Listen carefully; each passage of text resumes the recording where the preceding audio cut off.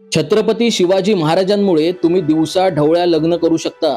कारण ऐकून तुमचं शिवप्रेम अजून वाढेल. व्हिडिओ पूर्ण बघा.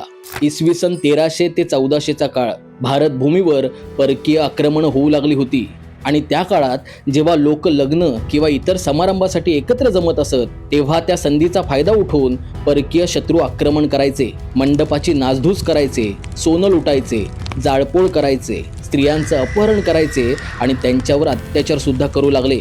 म्हणून हा अत्याचार रोखण्यासाठी लपून छपून रात्रीच्या वेळी लग्न होऊ लागली.